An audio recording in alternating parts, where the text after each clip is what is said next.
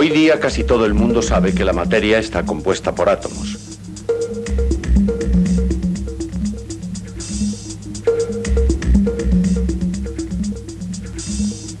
Átomos que, mediante cambios en sus estructuras o relaciones, invisibles al ojo humano, producen los diversos aspectos o fenómenos que nosotros apreciamos a simple vista. Estos cambios pueden ser simples, de poca trascendencia, pero también pueden ser enormemente fuertes y violentos.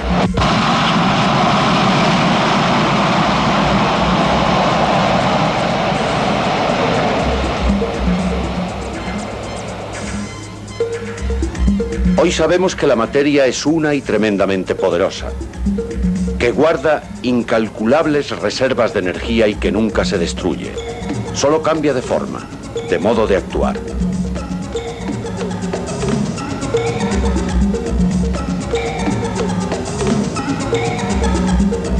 La química actual estudia las relaciones y transformaciones que experimentan los cuerpos.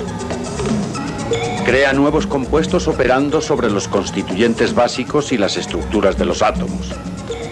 Opera en estrecha colaboración con la física y otras disciplinas. Y en sus estudios sobre la realidad, en su más reducida dimensión, utiliza enormes cantidades de material de investigación.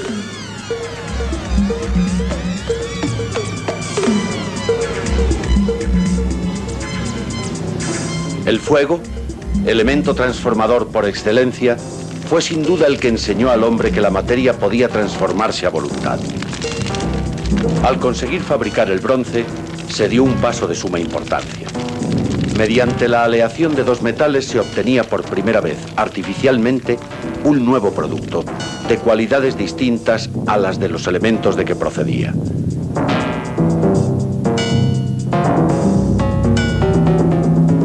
La metalurgia, como proceso creador, iba a estar desde entonces muy a menudo ligada a los principales avances de la especie humana.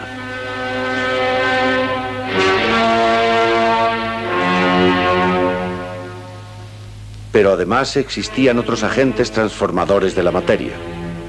Hace 8000 años ya se conocía en Egipto la preparación de la cerveza a base de levadura fermentada. Sabían fabricar diversas clases de vidrio. Se conocía un buen número de colorantes y el modo químico de obtenerlos. Las técnicas de momificación también suponían densos conocimientos en química experimental.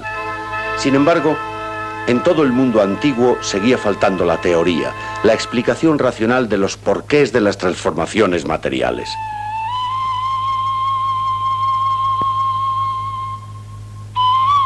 Y nadie como los antiguos griegos para formular toda clase de hipótesis especulativas.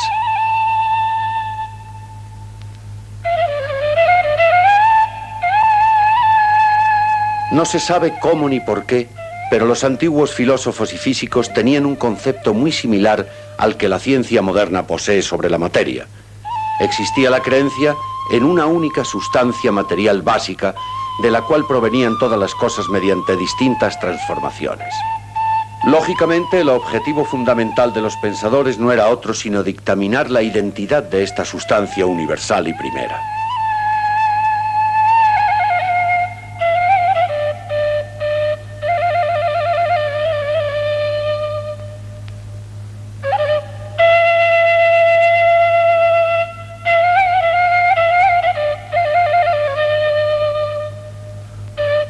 Tales de Mileto afirmó que era el agua, siempre en continua transformación y capaz de existir en estado líquido, sólido o de vapor, lo más cercano a lo indeterminado y la fuente de vida. Su contemporáneo Axímenes se inclinó por el aire. Todas las cosas no eran sino distintos grados de condensación del aire. Heráclito propuso el fuego, siempre cambiante y potencialmente en el interior de todas las cosas, presto a hacerse presente por medio de la combustión. Empédocles, conociendo estas tres teorías, introduce un cuarto elemento, la tierra, y afirmó que todas las cosas del mundo provenían de las distintas combinaciones de aire, tierra, agua y fuego. Esta concepción de los cuatro elementos estuvo vigente en el mundo hasta hace pocos siglos. Y de nada sirvió que otro griego importante, Demócrito, en un alarde de especulación afirmara que la auténtica composición de la materia consistía en los átomos, últimas partículas indivisibles de las cuales existían varios tipos. Desde aquellos siglos hasta hace unos 200 años, los grandes avances en el conocimiento de la materia vinieron siempre de la mano de la alquimia.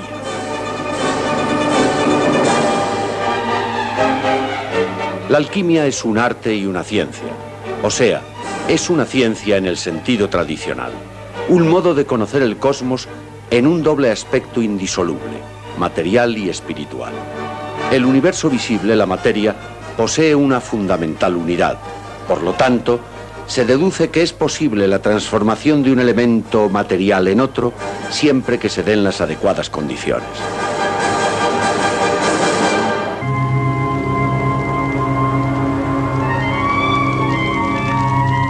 Obtener nuevos elementos a partir de otros diferentes. Su máxima expresión, su culminación, consiste en transmutar las sustancias inferiores en aquella que suponga el grado máximo de la escala material.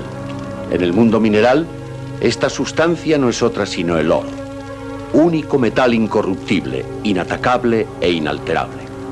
Por esto tiene gran valor a pesar de su escasa utilidad, pero a la vez, el oro es la imagen de la perfección que el alquimista busca para sí mismo a través de sus operaciones. Porque en el plano anímico también es posible la conversión del vil metal en el más perfecto y luminoso oro. Esta transmutación en ambos sentidos solo es posible por la presencia de un agente, la piedra filosofal o el elixir de la vida, que según los alquimistas es difícil de encontrar, pero está en todas partes.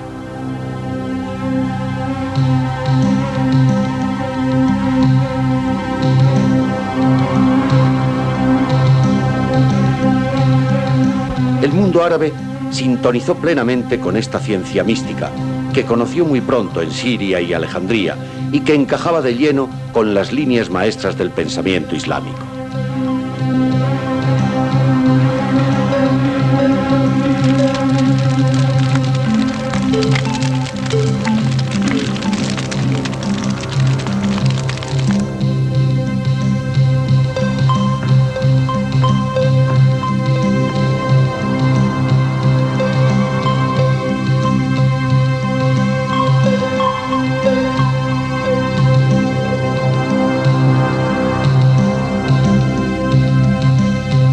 Alchemy, which in Western languages is derived from the Arabic alquimia. La alquimia, que en lenguas occidentales deriva del árabe alquimia, revela su origen islámico, al menos en lo que respecta a la alquimia tradicional occidental.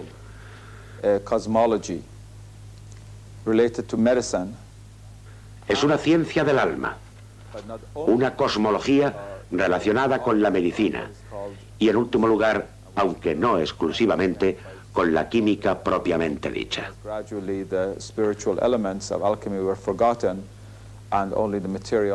Esta química deriva de aquella alquimia, pero los elementos espirituales fueron olvidados gradualmente y solo perduró su parte material.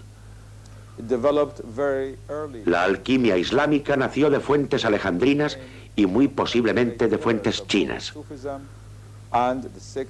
Se desarrolló muy pronto en la historia del Islam y está relacionada con el nombre de uno de los pilares del sufismo, a la vez sexto imán del chiismo, el imán Jafar al-Sadiq, cuyo discípulo, el famoso y casi mítico, aunque por supuesto fue una figura histórica, Jabir ibn Hayyan, está considerado como fundador de la alquimia islámica. Esta ciencia evolucionó en varias direcciones. Construyó toda una teoría de la estructura de la materia y de las relaciones entre la materia y sus diversas transformaciones. Desarrolló asimismo técnicas de laboratorio, profundizó sobre los colores y las sustancias, haciéndoles jugar un importante papel en el arte islámico. Pero sobre todo, la alquimia es una ciencia del alma que se incorporó al sufismo y a otros métodos espirituales del misticismo islámico. De este modo, encontró su lugar permanente en el universo espiritual del Islam, a la vez que contribuyó a la ciencia de la química como producto secundario.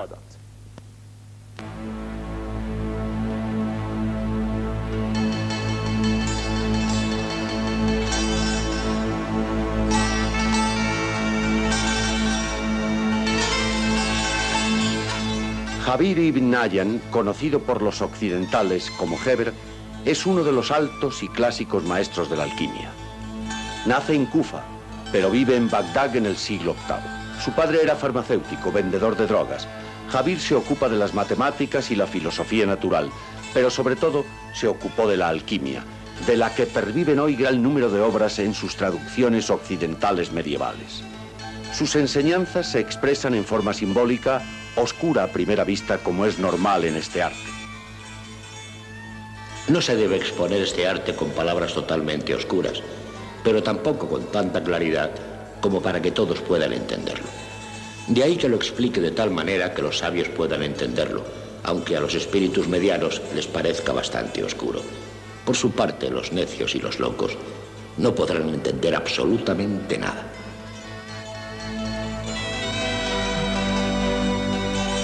Jabir, como todos los alquimistas clásicos, cree que las dos sustancias minerales básicas son el azufre y el mercurio, que además representan a los dos principios básicos de la naturaleza, lo masculino y lo femenino.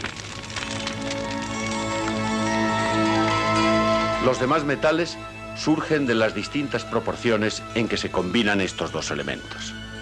Jabir explica en sus obras los distintos momentos de la transformación que se opera en la naturaleza a través de sucesivas y pacientes operaciones de laboratorio, con ayuda de la presencia espiritual representada por el elixir de la vida o la piedra filosofal. El secreto de la perfección en este arte reside en la manipulación y la experimentación sin desaliento. Sin embargo, hijo mío, guárdate de practicarlo sin haber adquirido la ciencia teórica. Es necesario que conozcas el objeto de tu estudio de la A a la Z. Así como el fénix, que renace de las cenizas calcinadas de sus propias limitaciones, tu alma renacerá a su estado perfecto.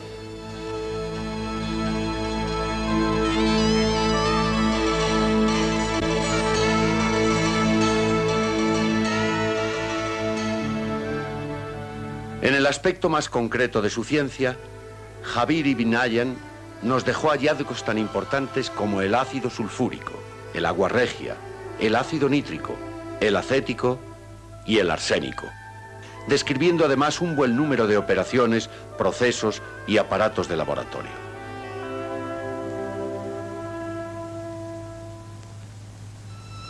En conjunto, Jabir es la principal fuente para la alquimia islámica y occidental.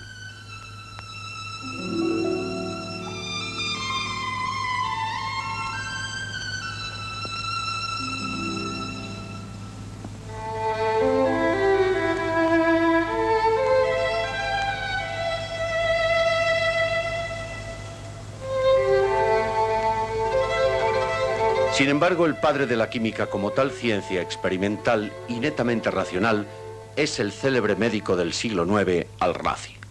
En su obra El secreto de los secretos sigue a Jabir, pero en ella no existen rastros de misticismos o alegorías, solo expone hechos experimentales. Describe y clasifica las sustancias y aparatos que utiliza, indica el modo de preparación de los elixires, fermentos o catalizadores de las transmutaciones deseadas. En sus 12 libros sobre alquimia, trata también sobre el uso de las sustancias químicas en medicina. Fue el primero en aislar el alcohol y usarlo con fines médicos. Son muy numerosos los alquimistas islámicos posteriores, y los hay de las dos tendencias, espiritualistas y experimentales. Ibn Basilla, Ibn Umayya e Ibn Muskuya, alquimistas tradicionales. Los españoles Al-Mahriti de Madrid y Al-Hayani. En Oriente, Al-Kati y Abul Qasim al-Iraqi. En el Magreb, Al-Buni, y entre los turcos, Ali Bek al-Izniki.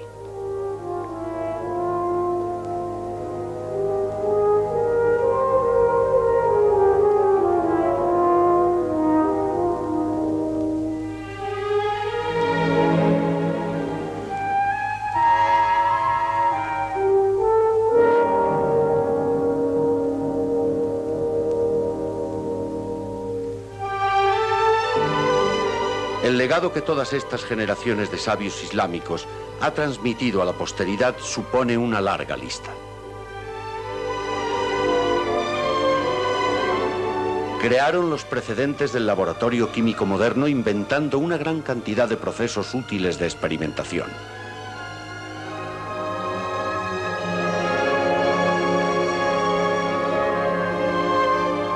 A ello se debe, entre otros productos, la fabricación del acero, el damasquinado y nuevos tipos de vidrio,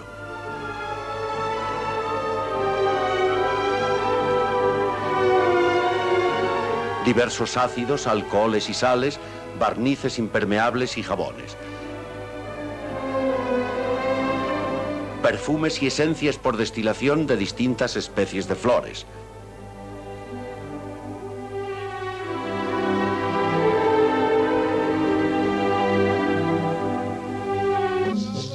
y una extensa gama de tintas y colores.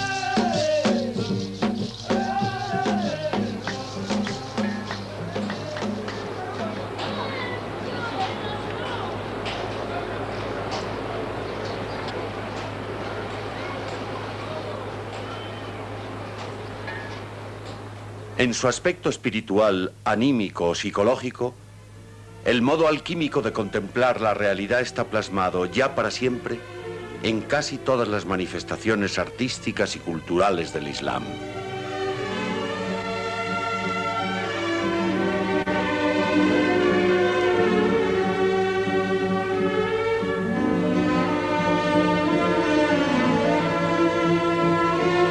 En las artes plásticas y la caligrafía, donde la armonía de formas y colores persigue el efecto alquímico en el espíritu de quien las contempla.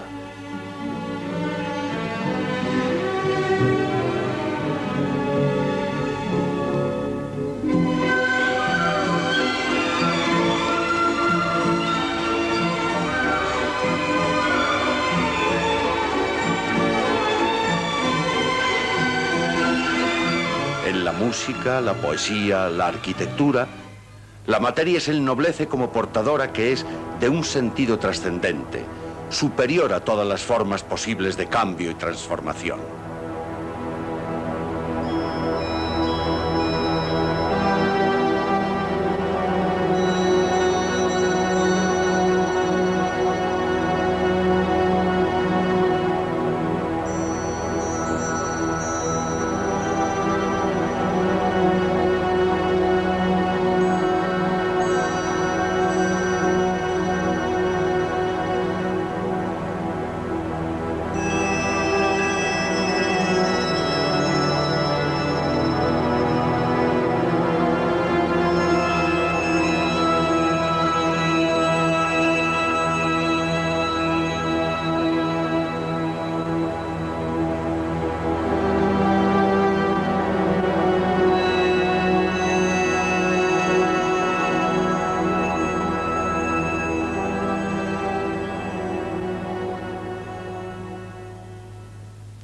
De esta alquimia, mediante la cual la piedra se transmuta en luz a manos del constructor musulmán, solo podemos tener hoy una lejana sugestión ante el Mihrab de Córdoba. Cuando la luz en un proyector, distinta de aquella claridad más suave que esparcían las 100 antiguas lámparas, vuelve los colores tan transparentes que parecen iluminados desde su interior como si se tratara de una vidriera.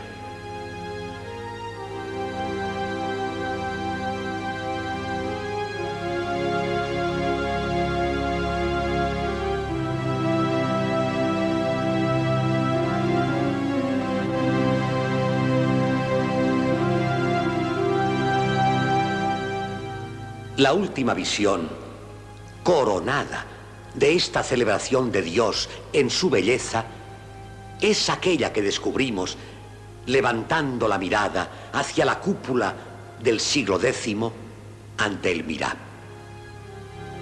Este puede ser el espejismo que ha querido suscitar el artista para un pueblo salido del desierto, donde visiones encantadas nacen de la reverberación de las arenas doradas, donde la fe musulmana aparece como una constante aspiración a participar con su misión al acto incesantemente creador de Dios. Todo en el universo musulmán, y musulmán solo significa creyente, nos habla de esa presencia espiritual y transformadora, elixir de vida o quinta esencia, que nos envuelve y nos penetra si somos capaces de verla. Pues como expresara el célebre maestro Shah Ni'mat al-Abwali, somos nosotros quienes, a través de nuestra mirada, convertimos el polvo del camino en oro. A lo que solo nos cabe añadir con la voz del incomparable poeta Hafiz. Aquellos que vuelven el polvo en oro a través de una mirada, ojalá reposaran sobre nosotros un ápice de sus ojos.